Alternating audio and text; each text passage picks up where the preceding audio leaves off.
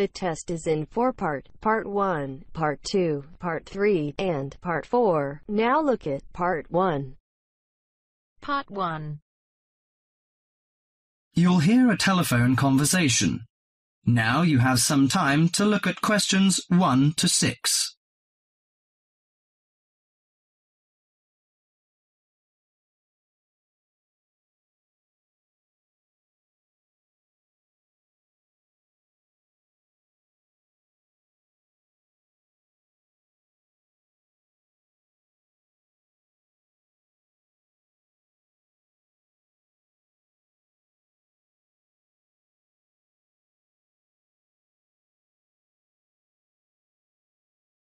Listen to the conversation and answer questions 1 to 6.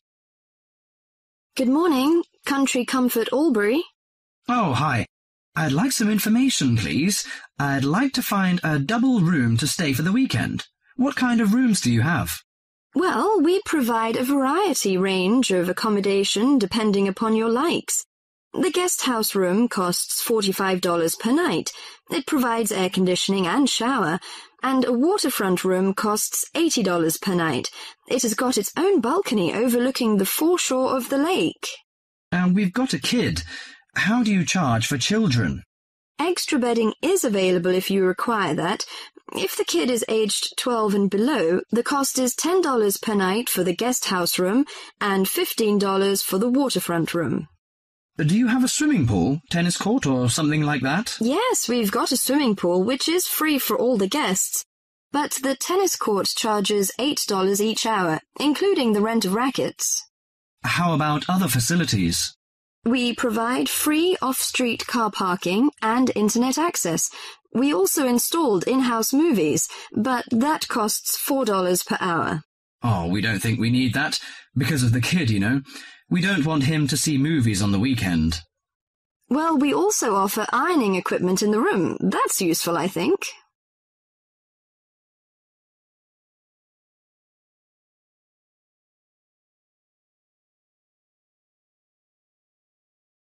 Before listening to the rest of the conversation, you have some time to go through the questions 7 to 10.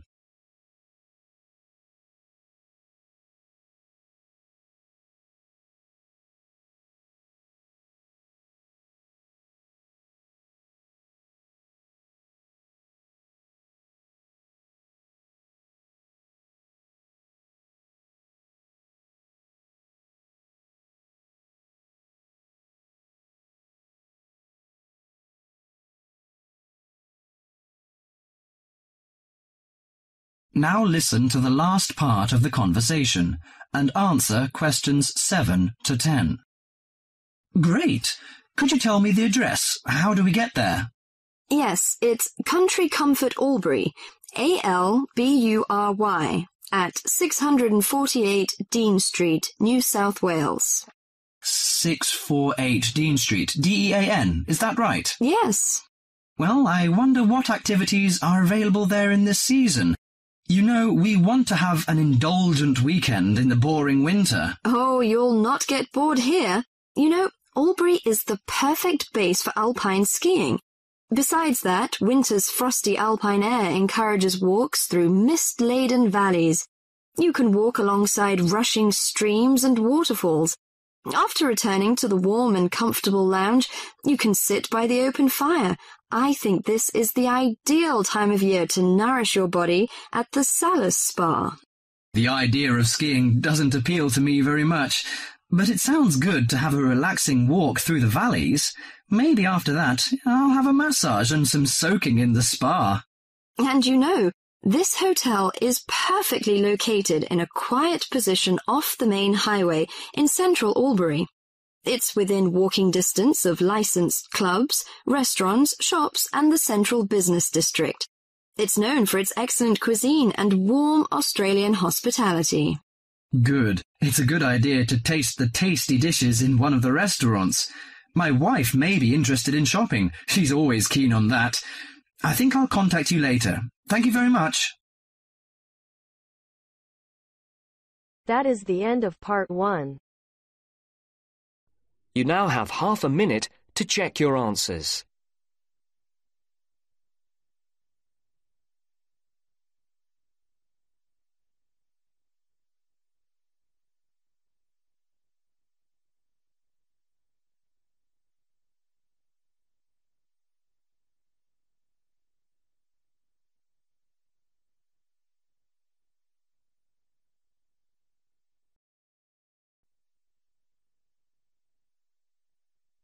Now turns to Part 2. Part 2. You will hear two students discussing a project they have to do as part of a literature course on great books. First, you have some time to look at questions 11 to 15.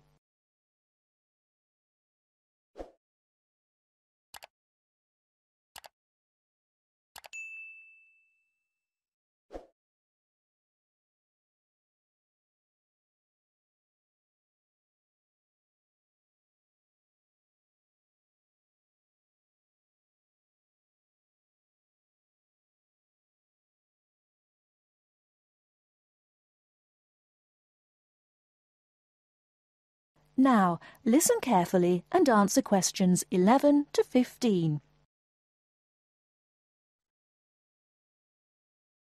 Hi, Joey. How are you doing? I heard you were sick. Oh, hi, Olivia. Yeah, I had a virus last week, and I missed a whole pile of lectures, like the first one on the great books in literature, where Dr. Castle gave us all the information about the semester project. I can give you copies of the handouts. I've got them right here. That's okay. I already collected the handouts, but I'm not very clear about all the details. I know we each have to choose an individual author. I think I'm going to do Carlos Castaneda. I'm really interested in South American literature. Have you checked he's on the list that Dr. Castle gave us? We can't just choose anyone. Yeah, I checked. It's okay. Who did you choose? Well, I was thinking of choosing Ernest Hemingway, but then I thought, no, I'll do a British author, not an American one. So I chose Emily Bronte. Okay. And first of all, it says we have to read a biography of our author. I guess it's okay if we just look up information about him on the internet? No, it's got to be a full-length book. I think the minimum length's 250 pages. There's a list of biographies. Didn't you get that? Oh, right. I didn't realize we had to stick with that. So, what do we have to do when we've read the biography? Well, then we have to choose one work by the writer. Again, it's got to be something quite long. We can't just read a short story. But I guess a collection of short stories would be okay? Yes, or even a collection of poems, they said. But I think most people are doing novels. I'm going to do Wuthering Heights. I've read it before, but I really want to read it again now I've found out more about the writer. And then the video. We have to make a short video about our author and about the book. How long has it got to be? A minute. What? Like 60 seconds? We got to give all the important information about their life and the book we choose? Well, you can't do everything. I wrote it down somewhere. Yes, Dr. Castle said we had to find or write a short passage that helps to explain the author's passion for writing, why they're a writer. So we can back this up with reference to important events in the writer's life, if they're relevant. But it's up to us, really. The video's meant to portray the essence of the writer's life and the piece of writing we choose. So when we read the biography, we have to think about what kind of person our writer is. Yes, and the historical context and so on. So for my writer, Emily Bronte, the biography gave a really strong impression of the place where she lived and the countryside around. Right. I'm beginning to get the idea. Before you hear the rest of the talk, you have some time to look at questions 16 to 20.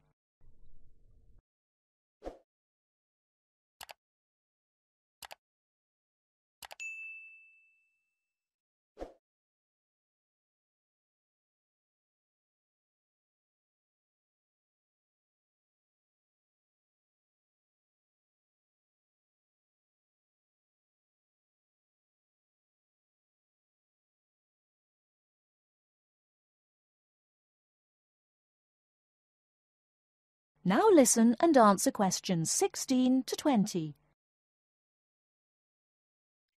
Can I check the other requirements with you? Sure.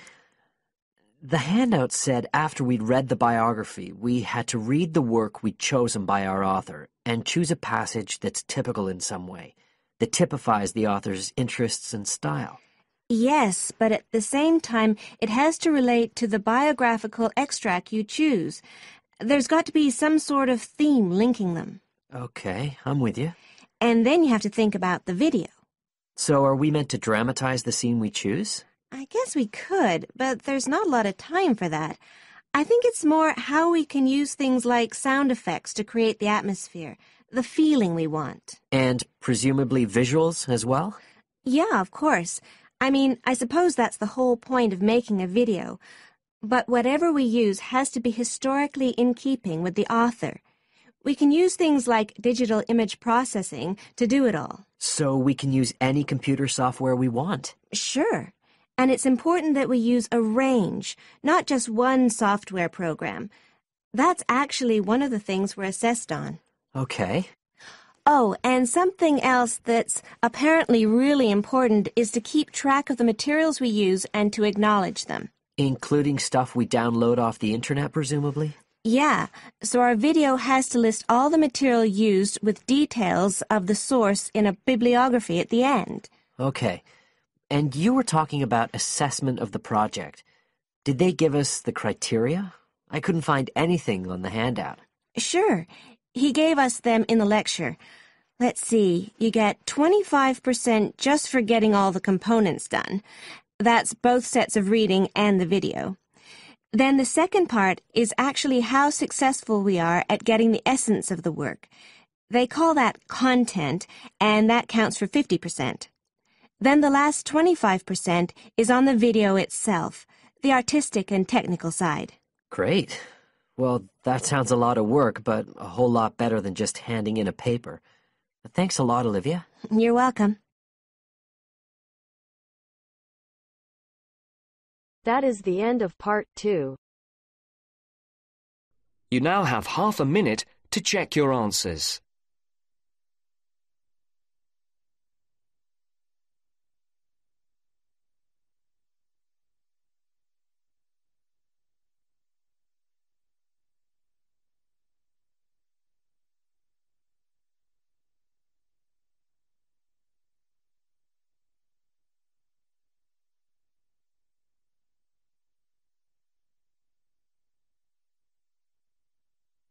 Now turns to part 3. Part 3. You are going to hear a conversation between a student and a tutor. First, you have some time to look at questions 21 to 25.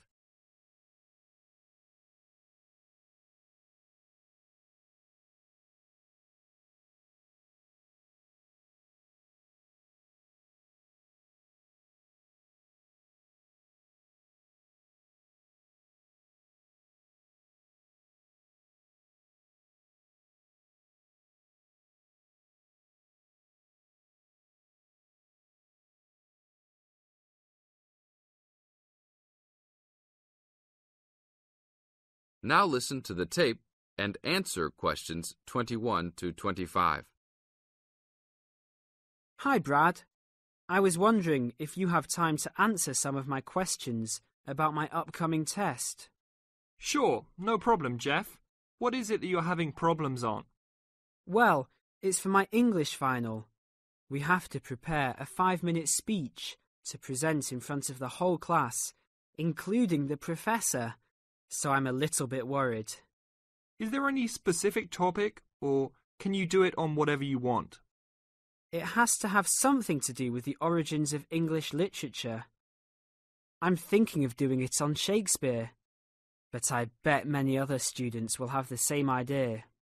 That's fine. Don't worry if others are doing the same thing. As long as you do a good job, that's all that counts. A good professor will grade all students fairly.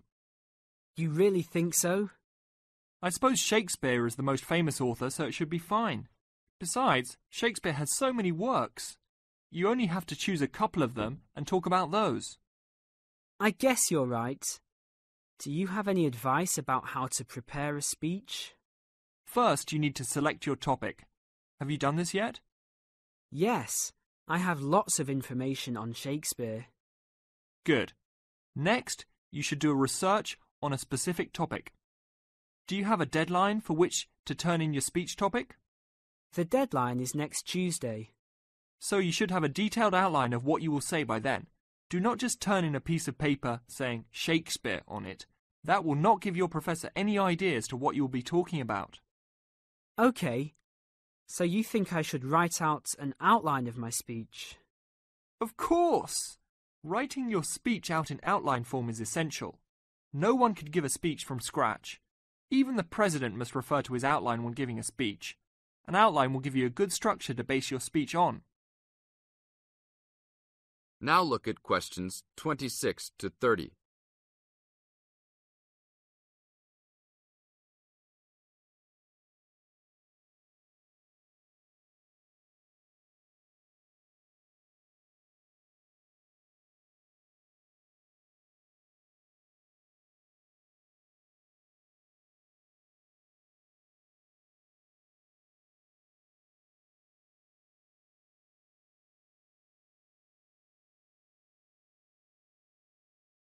Now listen to the tape and answer questions 26 to 30.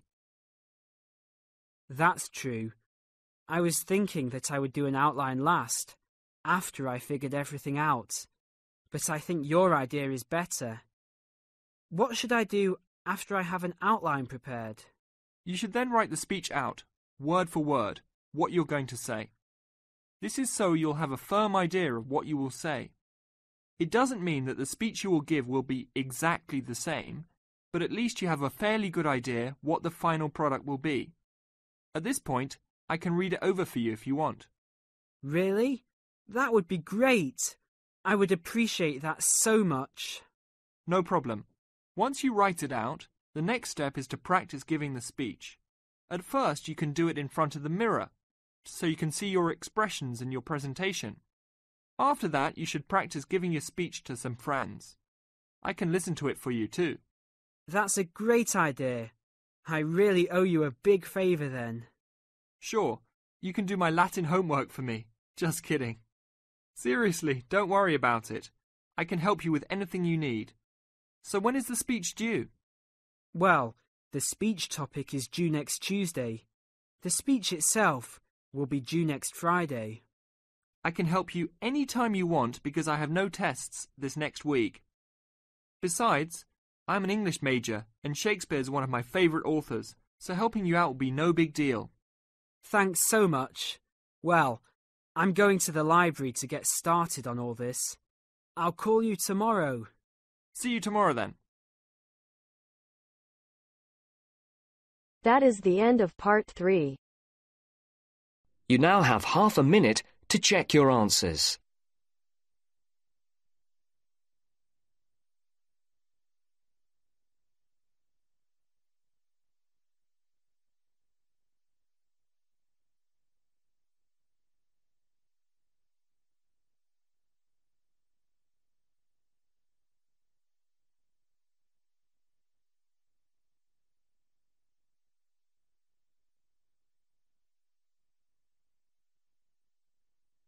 Now turns to part 4.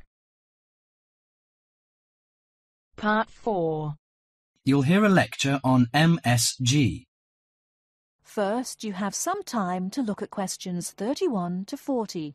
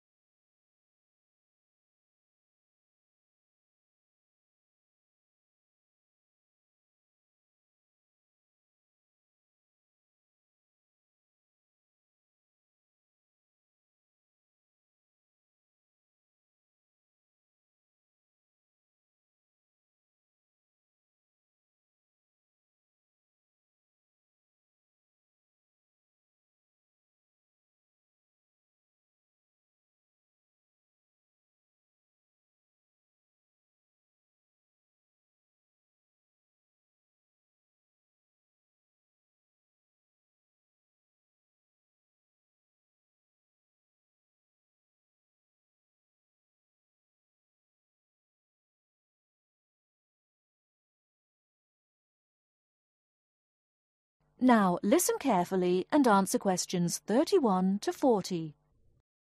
You've probably noticed that MSG appears regularly among the ingredients of your favourite foods.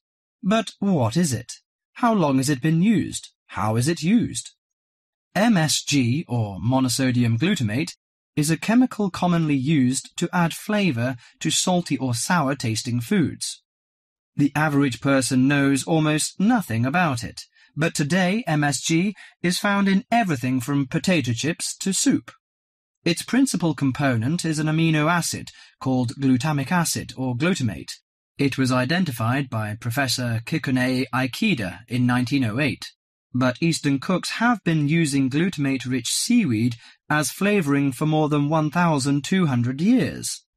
Glutamate is found in two forms: bound glutamate, which is linked to other amino acids forming a protein molecule, and free glutamate, that has no link to protein. Only free glutamate is effective in enhancing the flavour of food. Foods often used for their flavouring qualities, such as tomatoes and mushrooms, have high levels of naturally occurring free glutamate. MSG is usually produced through fermentation of corn, sugar beets, or sugar cane. The finished product is a pure white crystal, which dissolves easily and blends well in many foods. Monosodium glutamate enhances the basic flavour of many foods.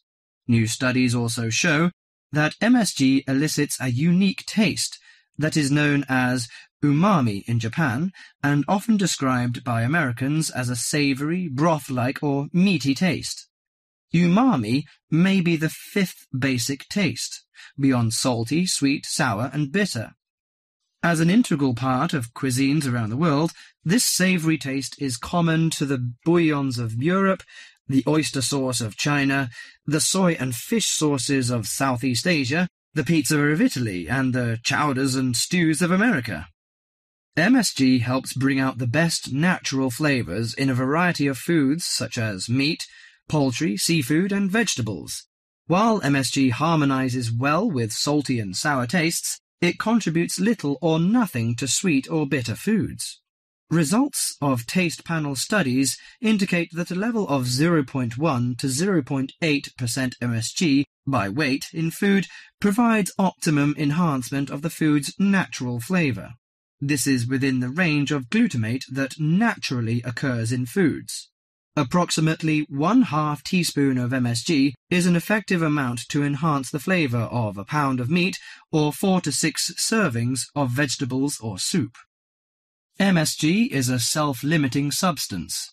Once the proper amount is used, adding more contributes little to food flavour.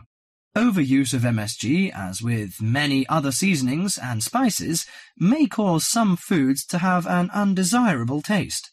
There is simply no substitute for wholesome quality food and good cooking techniques.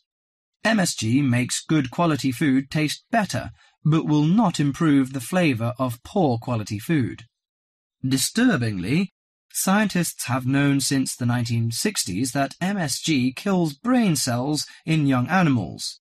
Further research suggested that MSG may also be responsible for ailments ranging from skin rashes to irregular heartbeat and depression. Reports vary on just what percentage of the population is sensitive to MSG. One researcher put the figure as high as 30%, but food industry-sponsored studies have suggested it as low as 1 to 2%. Baby food manufacturers agreed to take MSG out of their products in the 1970s. That is the end of part 4. You now have half a minute to check your answers.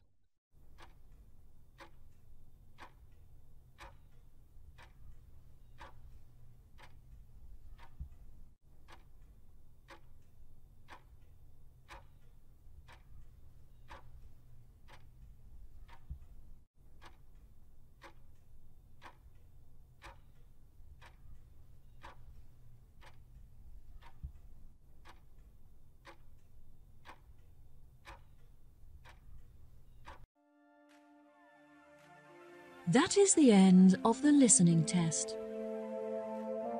In the IELTS test, you will now have 10 minutes to transfer your answers to the answer sheet.